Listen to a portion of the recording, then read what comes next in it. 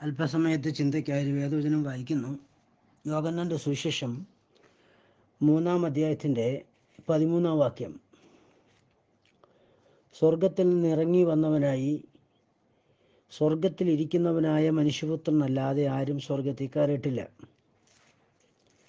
നമ്മുടെ കർത്താവായ യേശു ക്രിസ്തുവിൻ്റെ പരസ്യ ശുശ്രൂഷയുടെ ആരംഭ കാലഘട്ടത്തിൽ വിശുദ്ധ യോഹന്നാൻ ശ്ലീഹ എഴുതിയ സുവിശേഷത്തിൽ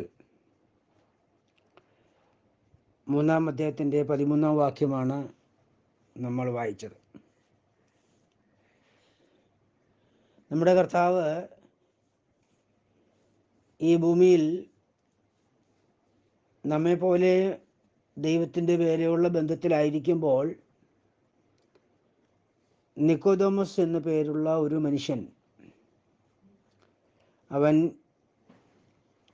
യഹൂദമതത്തിൻ്റെ ഒരു ഉപദേഷ്ടാവും പരീശന്മാരുടെ കൂട്ടത്തിൽ ഒരു പ്രമാണിയും ആയിരുന്നു.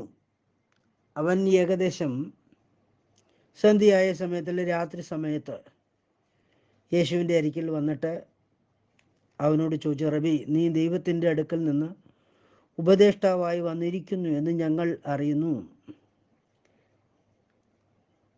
അവിടെ ഞങ്ങൾ എന്ന് പറഞ്ഞിരിക്കുന്നതിൻ്റെ അർത്ഥം, ഈ നിക്കോദോമസ് എന്നൊരു വ്യക്തി യേശുവിൻ്റെ അരികിൽ വരുമ്പോൾ അവൻ ഒരുത്തനായിട്ടല്ല വരുന്നത്, ഒരു സമൂഹമായിട്ടാണ് വരുന്നത്. പക്ഷേ യേശു നോക്കുമ്പോൾ ഒരു വ്യക്തിയെ കാണുന്നുള്ളൂ, പക്ഷെ അവൻ്റെ പുറകിൽ ഒരു സമൂഹമുണ്ട്. അതുകൊണ്ടാണ് അവൻ പറയുന്നത്, ഞാൻ അറിയുന്നു എന്നല്ല, ഞങ്ങൾ അറിയുന്നു, നീ ദൈവത്തിൻ്റെ അടുക്കൽ നിന്ന് ഉപദേഷ്ടാവായി സ്വർഗത്തിൽ നിന്ന് വന്നതാണെന്ന് ഞങ്ങൾ അറിയുന്നു. ദൈവം തന്നോടുകൂടെ ഇല്ലെങ്കിൽ നീ ചെയ്യുന്ന അടയാളങ്ങൾ ചെയ്യുവാൻ ആർക്കും കഴിയുകയില്ല എന്ന് പറഞ്ഞു. യേശു അവനോട്, ആമേൻ ആമേൻ നിങ്ങളോട് പറയുന്നു, പുതുതായിട്ട് ജനിച്ചില്ലെങ്കിൽ സ്വർഗത്തിൽ കടക്കുകയില്ല എന്നുത്തരം പറഞ്ഞു. യവൻ വന്നതിൻ്റെ ഉദ്ദേശം എന്താണെന്ന് ദൈവം കർത്താവ് മനസ്സിലാക്കിയിട്ടാണ് അങ്ങനെ പുതുതായി ജനിക്കുന്ന വിഷയം പറഞ്ഞത്. അപ്പം നമുക്കറിയാം, അവൻ യേശുവുമായിട്ട് അല്പം സംസാരമുണ്ടായി. അവൻ അവൻ്റേതായ അറിവ് യേശുവിനോട് ഷെയർ ചെയ്തു. യേശു അവൻ്റെ അറിവിനപ്പുറമായിട്ട് വീണ്ടും ജനനത്തിൻ്റെ കാര്യങ്ങളെക്കുറിച്ച്, അന്ന് വരെ ഇസ്രായേലിന് വെളിപ്പെട്ടിട്ടില്ലാത്ത രഹസ്യങ്ങളെക്കുറിച്ച് കർത്താവ് നിക്കോദോമസുമായിട്ട് സംസാരിക്കുകയുണ്ടായി. അതിൻ്റെ അവസാന ഭാഗത്ത് കർത്താവാകുന്ന ദൈവം നിക്കോദോമസിനോട് താൻ ആരാണെന്ന് വെളിപ്പെടുത്തിക്കൊണ്ട് സംസാരിക്കുന്ന ഒരു വിഷയമാണ്. സ്വർഗത്തിൽ നിന്ന് ഇറങ്ങി വന്നവനായി സ്വർഗത്തിൽ ഇരിക്കുന്നവനായ മനുഷ്യപുത്രനല്ലാതെ ആരും സ്വർഗത്തിൽ കയറിയിട്ടില്ല. അതായത് നിക്കോദോമസുമായും യേശുവും നിക്കോദോമസുമായി സംസാരിച്ചുകൊണ്ട് നിൽക്കുന്ന വേളയിൽ മനുഷ്യനെന്ന നിലയിൽ, മനുഷ്യപുത്രൻ എന്ന നിലയിലും നിക്കോദോമസിനോട് സംസാരിച്ചുകൊണ്ട് നിൽക്കുന്ന വേളയിൽ ഇതേ യേശു സ്വർഗത്തിൽ ഒരു സിംഹാസനമേ ഉള്ള ആ സിംഹാസനത്തിൽ ഇരിക്കുന്നു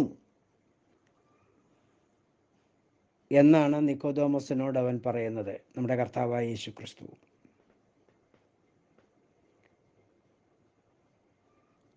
അത് നിക്കോദോമസിനോട് പറയുമ്പോൾ നിക്കോദോമസിനോട് മനസ്സിലാകും, നിക്കോദോമസ് അല്ലെങ്കിൽ യഹൂദ ന്യായപ്രമാണം പഠിച്ചിട്ടുള്ള യഹൂദന്മാർക്ക്, പരീശന്മാർക്ക്, പുരോഹിതന്മാർക്ക് മനസ്സിലാകുന്ന ഒരു രഹസ്യമുണ്ട്.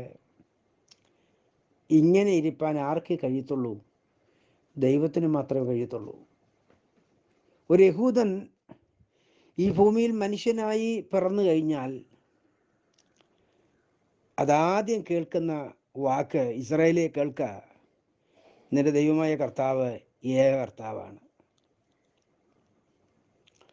അപ്പോൾ അവൻ്റെ ദൈവമായ കർത്താവ് ഏകനാകുന്നു എന്നുള്ള അറിവുള്ള നിക്കോദോമസ് ഇപ്പോൾ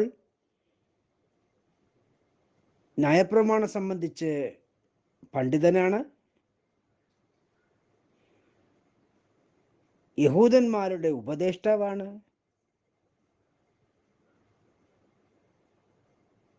ദൈവസന്നിധിയിൽ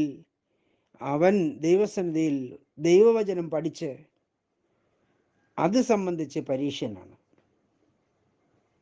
ഇപ്പം വചനത്തെ അരിച്ചു ഗണിച്ചു പഠിച്ച ഇന്നത്തെ നമ്മുടെ ലോകത്തിൻ്റെ സെക്യുലർ അറിവ് അനുസരിച്ച് പല ഡോക്ടറേറ്റ് ഉള്ളവരാണ് അന്നത്തെ പരീക്ഷന്മാർ. അദ്ദേഹം നമ്മുടെ കണക്കും പ്രകാരം പറഞ്ഞാൽ പല ഡോക്ടറേറ്റുള്ള, ന്യായപ്രമാണം സംബന്ധിച്ച് പല ഡോക്ടറേറ്റുള്ള, വളരെ അറിവുള്ള, യഹൂദന്മാരുടെ ചരിത്രത്തെക്കുറിച്ചും ദൈവത്തിൻ്റെ ഇടപെടലിനെ കുറിച്ചും ഏകദൈവത്തിൻ്റെ പ്രവർത്തനത്തെക്കുറിച്ചും ആഴമായ തെളിവുകൾ വച്ചുള്ള പഠനത്തിൽ മുമ്പന്തിയിലായിരിക്കുന്ന ദൈവത്തെ ഏക കർത്താവിനെ ഭക്തിയോട് സേവിക്കുന്ന ദൈവഭക്തനായ ഒരു പുരുഷനാണ് നിക്കോദോമസ് എന്ന പരീശൻ. ഈ വ്യക്തിയോടാണ് കർത്താവ് പറയുന്നത്, സ്വർഗത്തിൽ നിന്ന് ഇറങ്ങി വന്നവനായി സ്വർഗത്തിൽ ഇരിക്കുന്നവനായ എന്നെ ദൈവം പഠിപ്പിച്ച അനുസരിച്ച് നിങ്ങളോട് പറഞ്ഞാൽ സ്വർഗത്തിൽ നിന്ന് ഇറങ്ങി വന്നവനായി നിക്കോദോമനോട് സംസാരിച്ചുകൊണ്ട് നിൽക്കുമ്പോൾ തന്നെ സ്വർഗത്തിൽ ഇരിക്കുന്നവനായ, അങ്ങനെ തന്നെ ബൈബിളിൽ എഴുതിയിരിക്കുന്നത്, സ്വർഗത്തിൽ നിന്ന് ഇറങ്ങി വന്നവനായി സ്വർഗത്തിൽ ഇരിക്കുന്നവനായ. അപ്പോൾ നിക്കോദോമസിനോട് സംസാരിച്ചുകൊണ്ട് നിൽക്കുന്ന വേളയിൽ മനുഷ്യൻ എന്ന നിലയിൽ സംസാരിച്ചുകൊണ്ടിരിക്കുമ്പോൾ തന്നെ ഇതേ മനുഷ്യപുത്രൻ മനുഷ്യൻ എന്ന നിലയിൽ സ്വർഗത്തിൽ തൻ്റെ സിംഹാസനത്തിൽ ഇരിക്കുന്നു എന്നാണ് കർത്താവ് അഭിപ്രായപ്പെടുന്നത്. കള്ളം പറയാൻ ദൈവം മനുഷ്യനോ നമ്മെ പോലൊരുവനല്ല. നമ്മുടെ കർത്താവ് അവൻ സത്യമാണ്. അവൻ തന്നെ വഴിയും സത്യവും ജീവനുമാകുന്നു. അവൻ സത്യത്തിന് സാക്ഷിയാകുവാൻ വന്നവനാണ്. സത്യം എന്നാൽ എന്ത് എന്ന് പീലാത്തോസ് ചോദിച്ചപ്പോൾ അവൻ പറയുന്നു, അവൻ തന്നെയാണ് വഴിയും സത്യവും ജീവനും.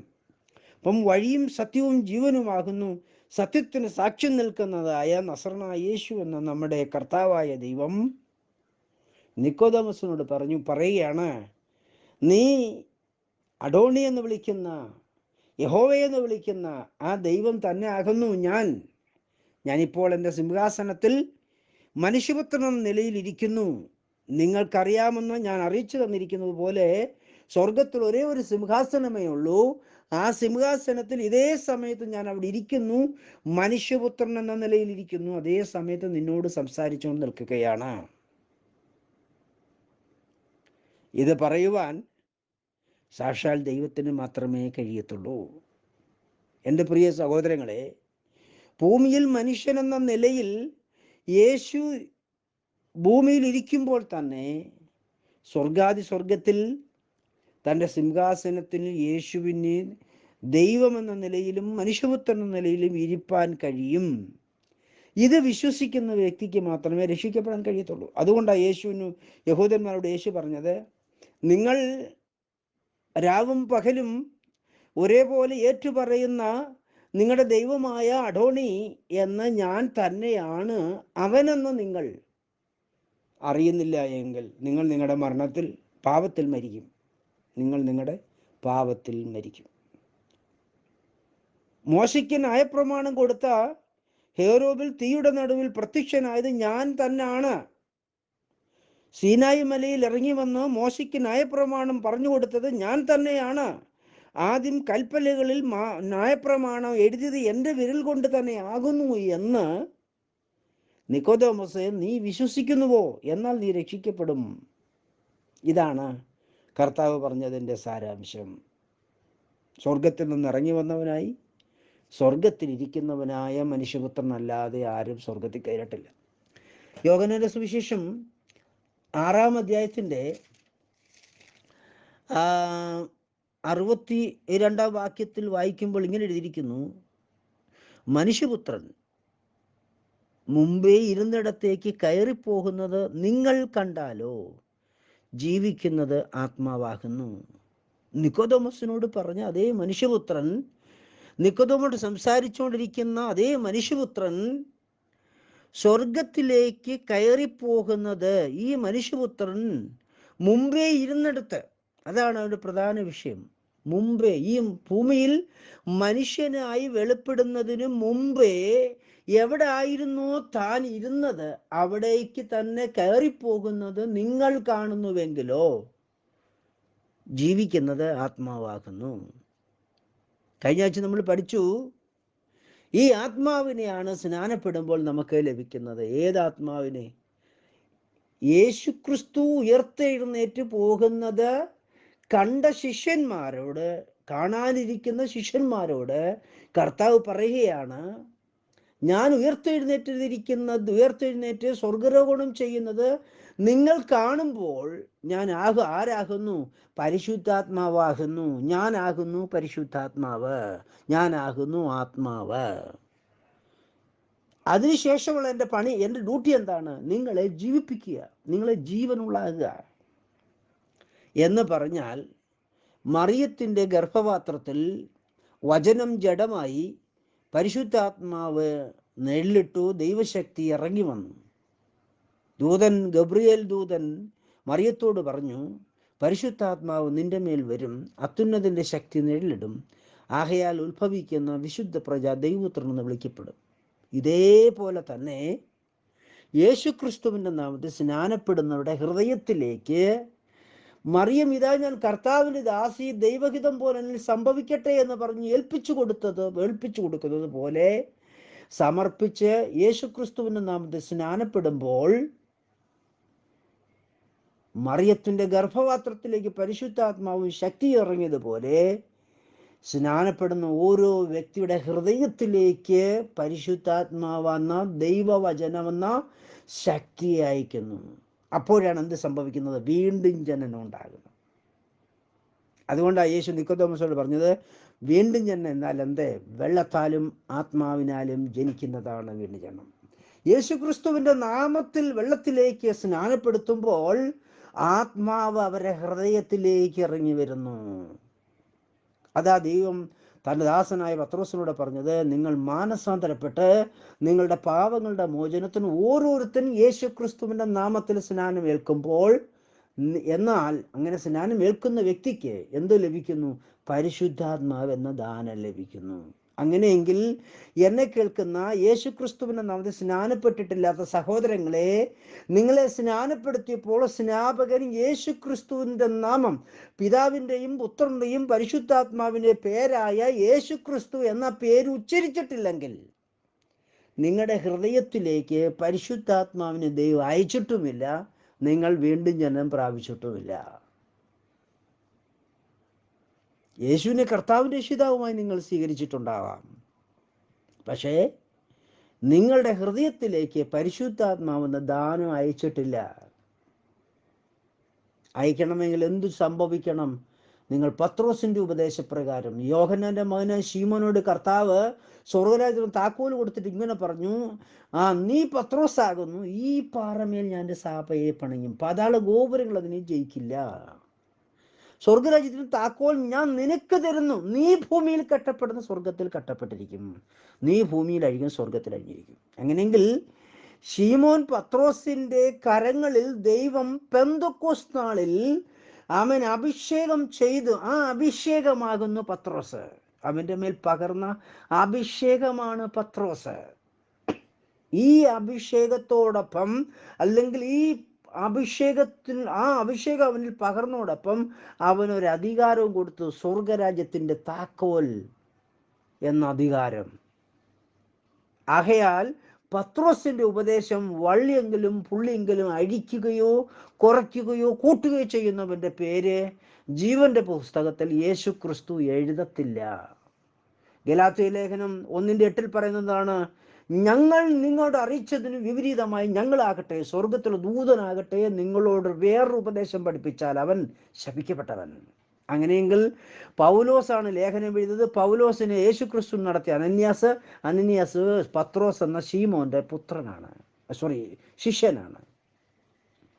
ഇപ്പൊ ശീമോൻ പത്രോസ് മുഖാന്തരം ദൈവം സ്ഥാപിച്ചിരിക്കുന്ന ദൈവിക ഉപദേശത്തിലാണ് അനന്യാസ് നിൽക്കുന്നത്.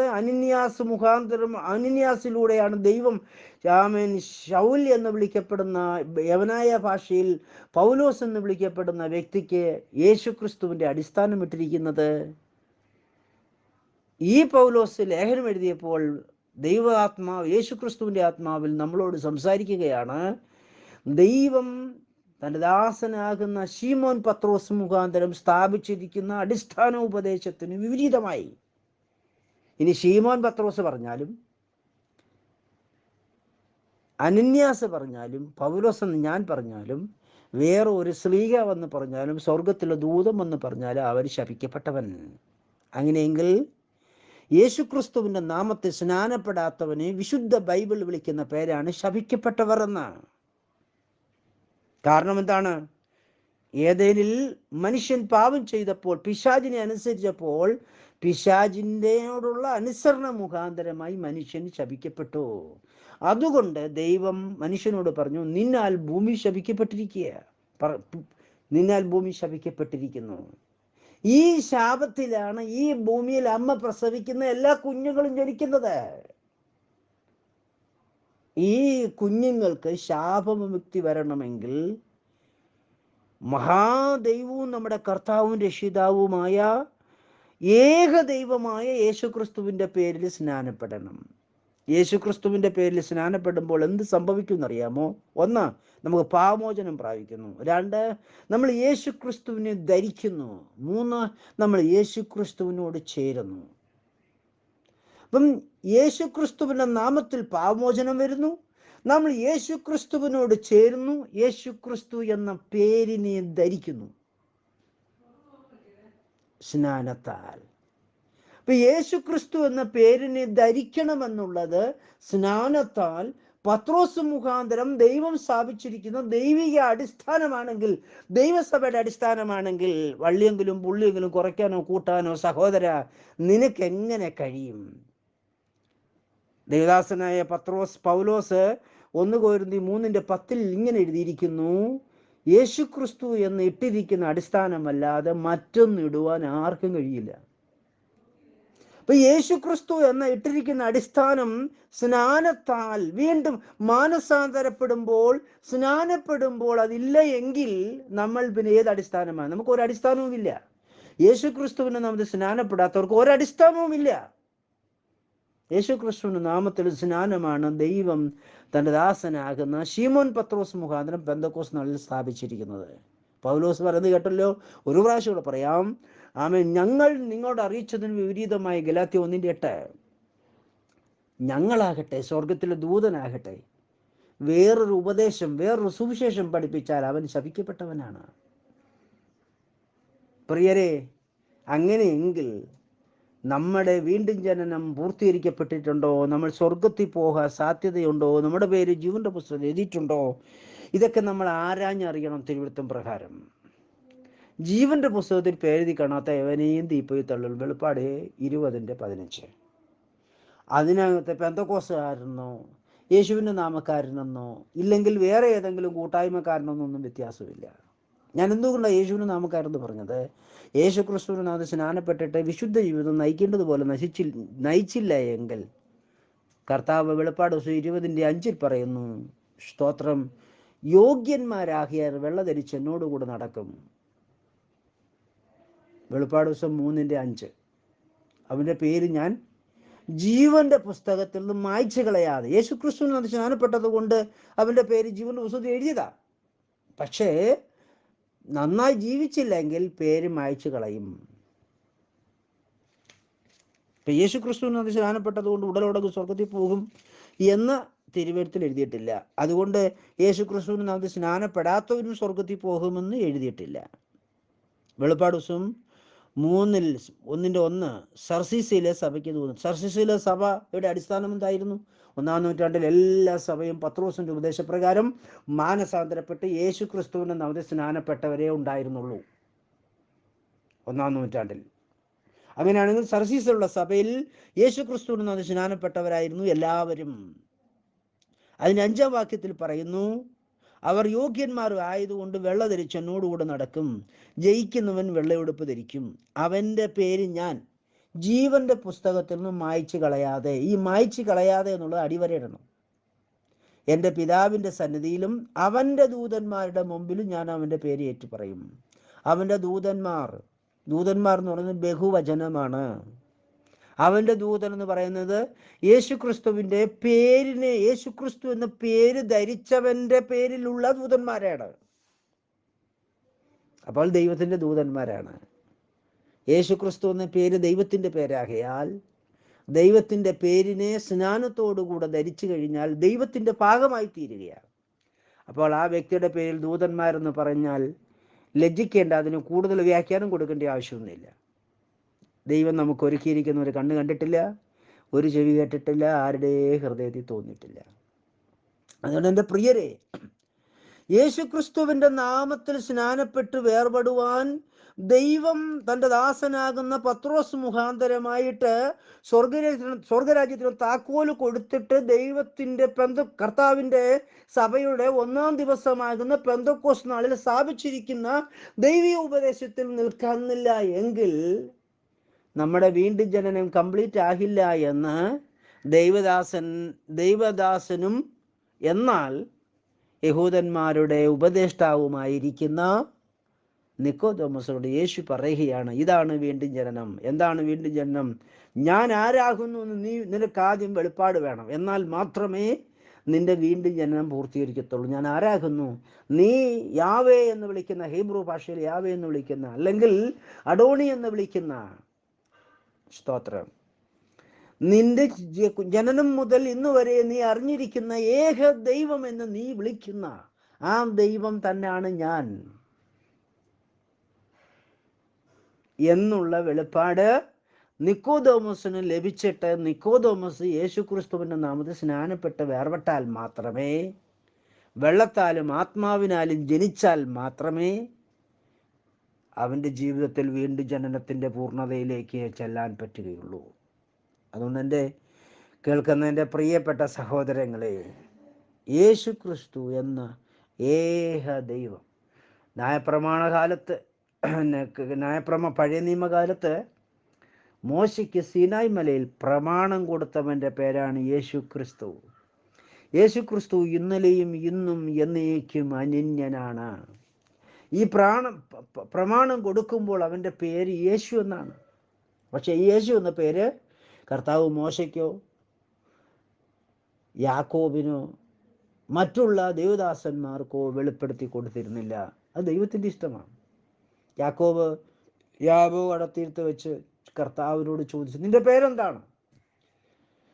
അതേ പേര് തന്നെയാണ് ഹോരേബിൽ തീയുടെ നടുവിൽ മോശയും ചോദിച്ചു, കർത്താവേ നിന്റെ പേരെന്താണ്? ഞാൻ മിസ്രൈമിൽ പോയി എന്ത് പറയണം? ആരെന്നെ അയച്ചെന്ന് പറയണം? കർത്താവ് പറഞ്ഞു, ഞാനാകുന്നവൻ ഞാനാകുന്നു. അത് പറഞ്ഞിട്ട് അവന് മനസ്സിലായി. അതിനാണ് കർത്താവ് പറഞ്ഞത്, ഞാൻ അബ്രഹാമിൻ്റെയും ഇസഹാക്കിൻ്റെയും യാക്കോബിൻ്റെയും ദൈവമായ കർത്താവാകുന്നു. പേര് വെളിപ്പെടുത്തി കൊടുത്തില്ല ദൈവം. എന്ന് പേര് വെളിപ്പെടുത്തി വാഗ്ദത്ത യേശുക്രിസ്തുവിൻ്റെ നാമത്തിൽ സ്നാനപ്പെട്ട്, അല്ലെങ്കിൽ സ്നാനത്തോട് യേശുക്രിസ്തുവിൻ്റെ പേര് ധരിപ്പാൻ മുൻ നിയമിക്കപ്പെട്ട അവയവങ്ങൾ ഭൂമിയിൽ വെളിപ്പെടേണ്ടുന്ന സമയമായപ്പോൾ, ശീമോൻ പത്രോസ് 1-ാമത്തെ അവയവം, അതുമുതൽ ഇങ്ങോട്ടുള്ള ഇന്നു വരെ ജീവിച്ചിരിക്കുന്ന വിശുദ്ധന്മാരുടെ കൂട്ടം വെളിപ്പെടുന്ന പീരീഡ്, അതാണ് കൃപായുഗം. ഈ സമയത്ത് ദൈവം തൻ്റെ പേരോടുകൂടി ഭൂമിയിൽ നിന്നും, സ്വർഗത്തിൽ നിന്ന് ഭൂമിയിലേക്ക് ഇറങ്ങി വന്നു. അപ്പം ഹോരേബിൽ തീയുടെ നടുവിൽ മോശയോട് സംസാരിക്കുമ്പോഴും, മമ്രിയുടെ തോപ്പിൽ അബ്രഹാമിനോട് സംസാരിക്കുമ്പോഴും, സ്തോത്രം, കടവിൻ്റെ തീരത്ത് വെച്ച് യാക്കോബിനോട് സംസാരിക്കുമ്പോഴും, സീനായി മലയിൽ വെച്ച് പ്രമാണം കൊടുക്കുമ്പോഴും ഈ ദൈവത്തിൻ്റെ പേരെന്താകുന്നു? യേശു എന്ന പേരാകുന്നു. അതുകൊണ്ട് തിരുവെഴുത്ത് പറയുന്നു, യേശുക്രിസ്തു ഇന്നലെയും ഇന്നും എന്നേക്കും അനന്യനാണ്. ഹല്ലേലൂയ. ദൈവം എന്നുണ്ടോ? ദൈവത്തിൻ്റെ പേരാണ് യേശുക്രിസ്തു. പക്ഷെ ദൈവം അത് വെളിപ്പെടുത്തിയിരുന്നില്ല. സ്തോത്രം. അതുകൊണ്ട് ദൈവത്തിന് പേരില്ലെന്നാണ്. അപ്പം ഏതെങ്കിലും വിഡ്ഢികൾ ചോദിക്കുക, ദൈവത്തിന് ആരാ പേരിട്ടെന്ന് ചോദിച്ചാൽ, ദൈവത്തിന് ആരംഭമില്ല. അങ്ങനെയാണെങ്കിൽ ദൈവത്തിൻ്റെ പേരിന് ആരംഭമുണ്ട്. ദൈവമില്ല എന്ന് മൂഢൻ തൻ്റെ ഹൃദയത്തിൽ പറയുന്നത് പോലെ ഇങ്ങനെയൊക്കെ ചോദിക്കുന്നവനെ ദൈവവചനം വിളിക്കുന്ന പേരാണ് മൂഢൻ. കാരണം തിരുവെഴുത്ത് പറയുന്നു, മറഞ്ഞിരിക്കുന്ന കാര്യം ദൈവമായ കർത്താവിനുള്ളതാണ്. നമുക്ക് ദൈവം വെളിപ്പെടുത്തി തന്നത് മാത്രം മതി നമ്മുടെ രക്ഷയ്ക്ക്. അധികമായി വല്ലതും അറിയാൻ താല്പര്യമുണ്ടെങ്കിൽ എൻ്റെ പ്രിയ സഹോദരങ്ങളെ, ദൈവത്തോട് നേരിട്ട് ചോദിക്കുക. ദൈവത്തിന് മനസ്സുണ്ടെങ്കിൽ വെളിപ്പെടുത്തി തരും. ഇനി അഥവാ മനസ്സില്ല, വെളിപ്പെടുത്തി തന്നില്ലെങ്കിൽ ഭാരപ്പെടാനില്ല. ശരീരവാസത്തിന് വെളിയിൽ ചെല്ലുമ്പോൾ എല്ലാം മനസ്സിലാകും, ആരും പറഞ്ഞു തരേണ്ട കാര്യമില്ല. 1 കൊരിന്ത്യർ 13 ഇങ്ങനെ പറയുന്നു, ഇപ്പം അംശമായി അറിയുന്നു, അംശമായി പ്രവചിക്കുന്നു, അംശമായി മാത്രം ഗ്രഹിക്കുന്നു. പൂർണ്ണമായത് വരുമ്പോഴോ അംശമായത് നീങ്ങിപ്പോകും. ഇപ്പോൾ നമ്മൾ ശരീരവാസത്തിൽ അംശമായി മാത്രം അറിയുന്നുള്ളൂ. അറിയാനേ ദൈവം ആഗ്രഹിക്കുന്നുള്ളൂ. അതാണ് അതിൻ്റെ രഹസ്യം. നമ്മൾ അറിയുന്നുള്ളൂ എന്നുള്ളതിനേക്കാൾ ഈ അംശമായത് മാത്രമേ അറിയാൻ ദൈവം ആഗ്രഹിക്കുന്നുള്ളൂ. ഈ അംശമായി അറിയുന്ന സമയത്ത് ദൈവം തൻ്റെ പേര് നമുക്ക് സ്നാനത്തോടുകൂടെ ധരിപ്പാൻ നമുക്ക് കൃപ നൽകിയെങ്കിൽ, ഞാൻ എക്സാമ്പിൾ പറയാം. ഈ ഭൂമിയിലെ ജഡം സംബന്ധിച്ച് ജോൺ എന്ന് പറയുന്ന എൻ്റെ അപ്പൻ എന്നെ ജനിപ്പിച്ചു. അദ്ദേഹത്തിൻ്റെ സ്വരൂപത്തെ അദ്ദേഹം ജനിപ്പിച്ചു. എന്നിട്ട് ആ സ്വരൂപത്തിന് ജോൺ എന്ന പേരിന് പകരം സജി എന്ന പേരിട്ടു. അതുകൊണ്ട് എൻ്റെ പേര് സജി ജോൺ എന്നായി. ഇതെൻ്റെ ശരീരത്തിൻ്റെ പേരാണ്. ഇതേപോലെ സ്വർഗസ്ഥനായ പരിശുദ്ധ പിതാവ് തൻ്റെ പേരിനാൽ എൻ്റെ ആത്മാവിനെ ജനിപ്പിച്ചു. അങ്ങനെ ആത്മാവിനെ ജനിപ്പിക്കുവാൻ ദൈവം തൻ്റെ പേരെനിക്ക് തരുന്ന സമയമാണ് ഞാൻ മാനസാന്തരപ്പെട്ട് പാവങ്ങളുടെ മോചനത്തിന് സ്നാപകൻ എന്ന വ്യക്തി, വേറൊരു വ്യക്തി, യേശുക്രിസ്തുവിൻ്റെ സ്ഥാനാധിപതി എന്നെ യേശുക്രിസ്തുവിൻ്റെ നാമത്തിൽ സ്നാനപ്പെടുത്തുമ്പോൾ, യേശുക്രിസ്തുവിൻ്റെ നാമത്തിൽ സ്നാനപ്പെട്ട വ്യക്തിയായിരിക്കണം സ്നാനപ്പെടുത്താൻ. അങ്ങനെ യേശുക്രിസ്തുവിൻ്റെ നാമം ധരിച്ചിരിക്കുന്ന വ്യക്തി എന്നെ യേശുക്രിസ്തുവിൻ്റെ നാമത്തിൽ സ്നാനപ്പെടുത്തുമ്പോൾ എനിക്ക് ആ സ്ഥാനാധിപതി മുഖാന്തരമായി യേശുക്രിസ്തു എന്ന പേരിനെ ധരിക്കേണ്ടതിന് ദൈവം കൃപ നൽകുന്നു. അദ്ദേഹം ഉച്ചരിക്കുന്ന വചനത്താലാണ്. എന്താണ് വചനം? ഞാൻ നിന്നെ പാപങ്ങളുടെ മോചനത്തിനായി യേശുക്രിസ്തുവിൻ്റെ നാമത്തിൽ സ്നാനപ്പെടുത്തുന്നു എന്ന് പറയുന്ന ദൈവവചനത്താൽ എനിക്ക് യേശുക്രിസ്തുവിൻ്റെ പേരിനെ ധരിപ്പാൻ സ്വർഗത്തിലെ ദൈവം ഭാഗ്യം തരുന്നു. ഇങ്ങനെ ഞാൻ യേശുക്രിസ്തു എന്ന പേര് എൻ്റെ ആത്മാവിൽ ധരിക്കപ്പെടുന്ന നിമിഷമാണ് എന്നിലേക്ക് ആരെ അയക്കുന്നത്? പരിശുദ്ധാത്മാവെന്ന യേശുക്രിസ്തുവിനെ എൻ്റെ ഹൃദയത്തിലേക്ക് അയക്കുന്നു. അപ്പോൾ എൻ്റെ ഹൃദയത്തിൽ പരിശുദ്ധാത്മാവെന്ന യേശുക്രിസ്തു, അത് ദൈവവചനമാകയാൽ എൻ്റെ ഹൃദയത്തിൽ ഒരു ജനനം നടക്കുന്നു. ഈ ജനനമാണ് വീണ്ടും ജനനം എന്ന് പറയുന്നത്. ഇപ്പം വീണ്ടും ജനനം എന്നാൽ എന്ത്? എൻ്റെ ഹൃദയത്തിലേക്ക് വചനമാകുന്ന ദൈവം ജനിക്കുന്നതിനെയാണ് വീണ്ടും ജനനം എന്ന് പറയുന്നത്.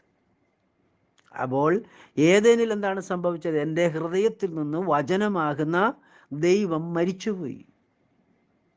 അതാണ് ഏദേനിൽ എനിക്ക് സംഭവിച്ചത്. അതേ ദൈവം എൻ്റെ ഹൃദയത്തിൽ വീണ്ടും ജനിക്കുന്നതിനെയാണ് എൻ്റെ ആത്മാവിൻ്റെ ജനനം എന്ന് പറയുന്നത്. യേശുക്രിസ്തുവിൻ്റെ നാമം ധരിക്കുവാൻ തരുന്ന ഭാഗ്യം. ഈ ഭൂമിയിൽ മനുഷ്യവർഗത്തിന് ലഭിക്കുന്ന ഏറ്റവും വലിയ ഭാഗ്യ പദവിയാണ് യേശുക്രിസ്തു എന്ന പേരിന് ധരിക്കാനുള്ള ഭാഗ്യം. അത് വേണ്ട എന്ന് പറയുന്ന ഏതെങ്കിലും വ്യക്തി എൻ്റെ വാക്ക് കേൾക്കുന്നെങ്കിൽ, സഹോദര, നീ ജനിക്കാതിരുന്നെങ്കിൽ നിനക്ക് കൊള്ളാമായിരുന്നു. അങ്ങനെയെങ്കിൽ നീ ഈ സത്യവചനം കേൾക്കില്ലായിരുന്നു. ഈ സത്യവചനം നീ കേൾക്കില്ലായിരുന്നു നീ ജനിക്കാതിരുന്നെങ്കിൽ. നീ സത്യവചനം കേട്ടിരിക്കുന്നത് കൊണ്ട് നിന്റെ ജനനത്തിന് അയ്യോ കഷ്ടം, വേഗത്തിൽ ആ കഷ്ടം നീങ്ങേണ്ടതിന്, ആ ശാവ് അഴിഞ്ഞു മാറേണ്ടതിന് നീ വിശ്വസിച്ച് യേശപ്പനോട് നിലവിളിച്ച് കരഞ്ഞ് ദൈവകൃപ പ്രാപിച്ച് പരസ്യമായി യേശുക്രിസ്തുവിനെ നാം സ്നാനപ്പെട്ട് പാവങ്ങളെ കഴുകിക്കറിഞ്ഞ് യേശുക്രിസ്തുവിൻ്റെ നാമം ധരിച്ചു കൊള്ളുവാൻ ഞാൻ യേശുക്രിസ്തുവിൻ്റെ സ്ഥാനാധിപതി എന്ന സ്ഥാനത്ത് നിന്ന് നിന്നോട് ബുദ്ധി ഉപദേശിക്കുന്നു. പ്രിയരെ, ആകയാൽ നശിച്ചു പോകാൻ എളുപ്പമാണ്. യേശുക്രിസ്തുവിൻ്റെ നാമത്തെ നേടുവാൻ വില കൊടുത്തേ പറ്റുകയുള്ളൂ. പ്രിയരെ, കർത്താവിൻ്റെ തിരുവെടുത്ത് പറയുന്നു, സ്തോത്രം, മനുഷ്യപുത്രൻ മുമ്പേ ഇരുന്നിടത്ത് കയറിപ്പോകുന്നത് നിങ്ങൾ കണ്ടാലോ? ജീവിക്കുന്നത് ആത്മാവാകുന്നു. എന്നെ കേൾക്കുന്ന ആമേ സ്തോത്രം, ബഹുദൈവ വിശ്വാസികൾ ആരെങ്കിലും എന്നെ കേൾക്കുന്നെങ്കിൽ, എന്നെ കേൾക്കുന്ന സഹോദരങ്ങളോട് ഞാൻ നിങ്ങളോട് പറയട്ടെ, ഹല്ലേലൂയ. യേശു സ്നാനപ്പെടുമ്പോൾ മനുഷ്യപുത്രൻ എന്ന നിലയിൽ സ്വർഗത്തിൽ തൻ്റെ സിംഹാസനത്തിൽ ഈ മനുഷ്യപുത്രനായ യേശു ഇരിക്കുകയാണ്. അതേ സമയത്ത് യോർദാനിൽ യോഹന്നാന്റെ കരങ്ങളാൽ സ്നാനപ്പെടുകയാണ്. ഇത് സാക്ഷാൽ ദൈവത്തിന് കഴിയും. അതുകൊണ്ടാണ് ഗബ്രിയേൽ ദൂതൻ മറിയത്തോട് പറഞ്ഞത്, ദൈവത്തിന് ഒരു കാര്യവും അസാധ്യമല്ലല്ലോ.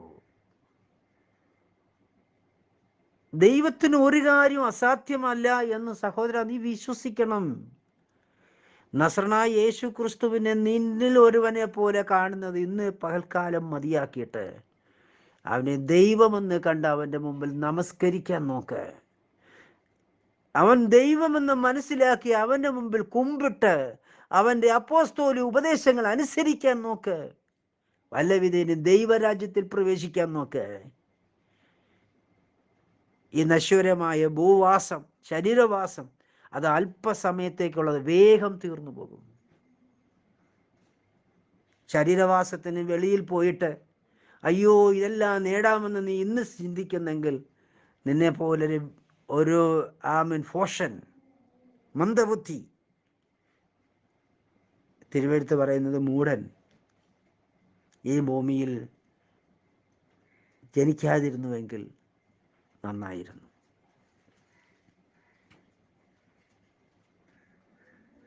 ക്രൂശിൻ്റെ യേശുക്രിസ്തുവിനെ പൗലോസ് ഗലാത്യയിലെ സഭയോട് ചോദിക്കുകയാണ്, യേശുക്രിസ്തുവിനെ നിങ്ങളുടെ മുമ്പിൽ ക്രൂശിക്കപ്പെട്ടവനായി വരച്ചു കാട്ടിയിട്ട് നിങ്ങൾ ശുദ്ധം ചെയ്ത് മയക്കിയതാർ.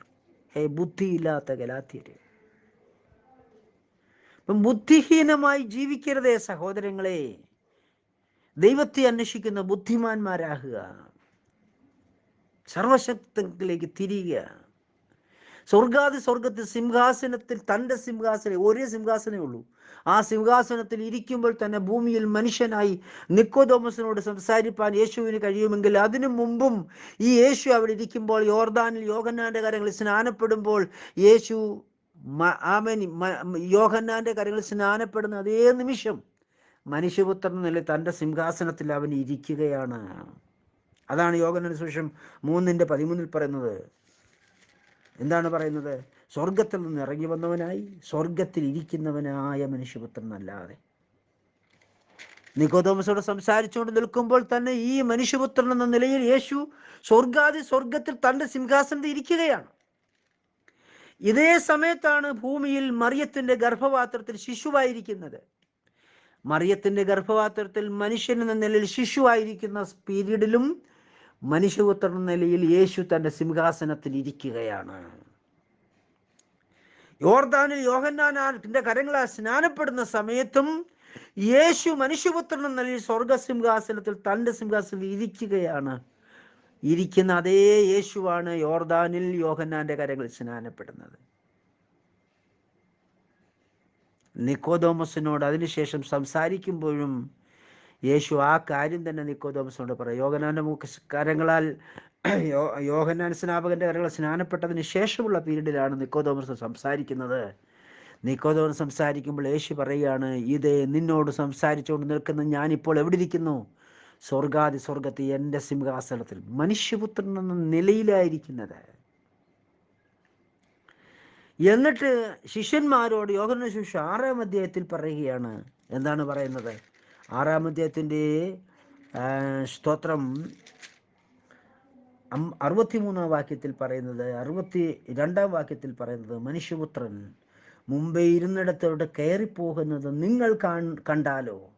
അതായത് ഞാൻ ഉയർത്തെഴുന്നിട്ട് സ്വർഗാരോഹണം ചെയ്യുന്നത് എൻ്റെ ശ്ലീഹന്മാരായിരിക്കുന്ന എൻ്റെ സഹോദരന്മാരെ നിങ്ങൾ കാണുന്നുവെങ്കിൽ ഞാൻ ആരാകുന്നു? ഞാൻ ജീവിപ്പിക്കുന്ന ആത്മാവാകുന്നു. ജീവിക്കുന്നത് ആത്മാവാകുന്നു.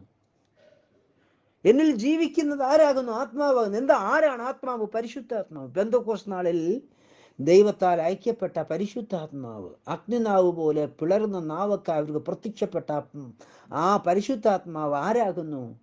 ഈ മനുഷ്യപുത്രനാകുന്നു. ആ മനുഷ്യപുത്രന്റെ പേരെന്താണ്? യേശു ക്രിസ്തു. അങ്ങനെ ഈ പെന്തക്കോസ്ത് നാളിൽ ശിഷ്യന്മാരിൽ നാവ് പോലെ പ്രത്യക്ഷമായി വെളിപ്പെട്ട് വന്ന് ഇറങ്ങി വന്നത്, അവരിലേക്ക് നിറഞ്ഞത്, അവരെല്ലാം അന്യഭാഷയിൽ ആരാധിച്ചത്. ആരാണ് അന്യഭാഷയിൽ ആരാധിക്കാൻ കൃപ കൊടുത്തത്? യേശുക്രിസ്തു എന്ന ആത്മാവ്. എൻ്റെ പ്രിയരെ, നശിച്ചു പോകാൻ എളുപ്പമുണ്ട്. ഈ സത്യവചനമൊക്കെ കേട്ടിട്ട് തിരസ്കരിച്ച് നിങ്ങൾ പോയാൽ നിങ്ങളാരും JCNDST എന്ന വാട്സപ്പ് ഗ്രൂപ്പിലൂടെ ദൈവവചനം കേട്ട് മറുത്തു നിൽക്കുന്നവരാരും യേശു ക്രിസ്തുവിൻ്റെ രാജ്യത്തിൽ പോകില്ല, ഉറപ്പാണ്. കാരണം തിരുവെഴുത്ത് പറഞ്ഞു, നിങ്ങൾ ശപിക്കപ്പെട്ടവരാണ്. ഞാൻ പറഞ്ഞല്ല, പൗലോസ് ഗലാത്യലേഖനത്തിൽ 1:8 പറയുകയാണ്, ഞങ്ങൾ നിങ്ങളോട് അറിയിച്ചതിന് വിപരീതമായി, പത്രോസിന്റെ ഉപദേശത്തിന് വിരോധമായി. ഇനി പത്രോസ് പറഞ്ഞാൽ പെന്തക്കോസ്ത് നാളിൽ ശീമോൻ പത്രോസ് മുഖാന്തരമായി സ്ഥാപിച്ചിരിക്കുന്ന അടിസ്ഥാന ഉപദേശത്തിന് വിരോധമായിട്ട് അതിൻ്റെ വള്ളിയെങ്കിലും പുള്ളിയെങ്കിലും കുറയ്ക്കുകയും കൂട്ടുകയും ചെയ്തിട്ട് അതിന് വിരോധമായി സംസാരിച്ചുകൊണ്ട് ഇരിക്കുന്ന ഏതൊരു വ്യക്തിയും, അതിന് ശീമോൻ പത്രോസ് പറഞ്ഞാലും അനന്യാസ് പറഞ്ഞാലും പൗലോസ് എന്ന ലേഖനം ഞാൻ പറഞ്ഞാലും വേറെ ശ്ലീഹാമാരും എന്ന് പറഞ്ഞു സ്വർഗത്തെ ദൂതമെന്ന് പറഞ്ഞാലും, ദൈവം അടിസ്ഥാനമിട്ട ദൈവിക ഉപദേശത്തിന് വിരോധമായി സംസാരിച്ചാൽ അവൻ ശപിക്കപ്പെട്ടവന്. അപ്പം മധ്യാകാശത്തെ കർത്താവായ യേശു ക്രിസ്തു വരുന്നത് ശപിക്കപ്പെട്ടവരെ ചേർക്കാനാണോ? പ്രിയരെ, എൻ്റെ പ്രിയരെ, ചതിക്കപ്പെട്ടു പോകരുത്. കർത്താവിന് ഒരേ ഒരു വഴി മാത്രമേ ഉള്ളൂ, ഒരുപാട് വഴിയില്ല. ദൈവത്തിന് ഒരേ ഒരു സത്യം മാത്രമേ ഉള്ളൂ. ദൈവം സത്യമാണ്. ദൈവം ഒരുപാട് സത്യങ്ങൾ ചേർന്ന ഒരു സത്യമല്ല. അതല്ല ദൈവം. ഞാൻ പ്രസംഗിക്കുന്ന യേശു ക്രിസ്തു പല സത്യങ്ങൾ ചേർന്ന ഒരു സത്യമല്ല, പല വഴികൾ ചേർന്ന ഒരു വഴിയുമല്ല. അവൻ ഒരേ ഒരു വഴി. ഒരേ ഒരു വഴിയാണെങ്കിൽ ഒരേ ഒരു അടിസ്ഥാനമേ ഉള്ളൂ യേശുവിൻ്റെ രാജ്യത്തിലേക്ക് പ്രവേശിപ്പാൻ. ആ അടിസ്ഥാനം ദൈവം പെന്തക്കോസ്ത് നാളിൽ തൻ്റെ സ്ത്രീകന്മാരുടെ നടുവിൽ പത്രോസിനെ എഴുന്നേറ്റ് നിർത്തി അവനെ അഭിഷേകം ചെയ്തപ്പോൾ സ്വർഗരാജ്ഞ താക്കോൽ എന്ന അഭിഷേകം അവനിൽ പകർന്നത്. ആ അഭിഷേകത്തോടു കൂടി സ്വർഗത്തിൽ നിന്ന് അവൻ ദൈവസഭയ്ക്ക് ഒരു അടിസ്ഥാനമിട്ടിട്ടുണ്ട്. അത് യേശു ക്രിസ്തുവിൻ്റെ കരങ്ങളിൽ നിന്ന് അടിസ്ഥാനമിട്ടിരിക്കുന്നത്. കാരണം അവനിലേക്ക് പകർന്ന ആ ശക്തി, പരിശുദ്ധാത്മാവ് പെന്തക്കോസ്ത് നാളിൽ ഇറങ്ങിയ ദൈവശക്തി എന്ന് പറഞ്ഞാൽ ആരാകുന്നു? യേശു ക്രിസ്തു ആകുന്നു. അങ്ങനെയെങ്കിൽ ശീമോൻ പത്രോസ് അല്ല അടിസ്ഥാനമിട്ടിരിക്കുന്നത്, അവനിൽ പകർന്ന ശക്തിയാണ് അടിസ്ഥാനമിട്ടത്. ആ ശക്തിയുടെ പേര് യേശു ക്രിസ്തു എന്നാകുന്നു. അതുകൊണ്ട് എൻ്റെ പ്രിയരെ, നശിച്ചു പോകാൻ എളുപ്പമാണ്. നിങ്ങൾ യേശു ക്രിസ്തുവിൻ്റെ നാമമെന്ന് അടിസ്ഥാനമിടാൻ നിങ്ങളെ ആരെങ്കിലും അതിലേക്ക് തടസ്സപ്പെടുത്തുന്നെങ്കിൽ അത് മനുഷ്യരൂപത്തിലുള്ള ഉപദേശങ്ങളുടെ പിറകിലുള്ള സാത്താനീയ ശക്തിയാകുന്നു എന്ന് നിങ്ങൾ അറിയാതെ പോകരുതെന്ന് ഞാൻ യേശു ക്രിസ്തുവിൽ ബുദ്ധി ഉപദേശിക്കുന്നു. ആകയാൽ കടന്നു വരുവീൻ, യേശു ക്രിസ്തുവിലേക്ക് കടന്നു വരുവീൻ, യേശു ക്രിസ്തു എന്ന അടിസ്ഥാനത്തിലേക്ക് കടന്നു വരുവീൻ. കർത്താവായ യേശു നിക്കോദോമസിനോട് പറയുകയാണ്, സ്വർഗത്തിൽ നിന്നിറങ്ങി വന്നവനായി സ്വർഗത്തിലിരിക്കുന്നവനായ മനുഷ്യപുത്രനല്ലാതെ ആരും സ്വർഗത്തിൽ കയറിയിട്ടില്ല. ആകയാൽ എന്നെ കേൾക്കുന്ന എൻ്റെ സഹോദരങ്ങളെല്ലാവരെയും ദൈവം ഈ വചനങ്ങളെ അനുഗ്രഹിക്കുമ്പോൾ നിങ്ങൾക്ക് യേശു ക്രിസ്തുവിൻ്റെ അടിസ്ഥാനത്തോടെ കർത്താവിനെ എതിരേൽക്കുവാൻ സർവശക്തൻ നിങ്ങളെ സഹായിക്കട്ടെ. പത്രോസിൻ്റെ ഉപദേശം അനുസരിച്ച് നിങ്ങൾ വേർപെടുവാൻ ദൈവം നിങ്ങളെ സഹായിക്കട്ടെ എന്ന് പ്രാർത്ഥനയോടെ എൻ്റെ വാക്കുകളെ നിർത്തുന്നു. ദൈവമായ പിതാവ് നിങ്ങളെല്ലാവരെയും അനുഗ്രഹിക്കട്ടെ, സഹായിക്കുമാറാകട്ടെ.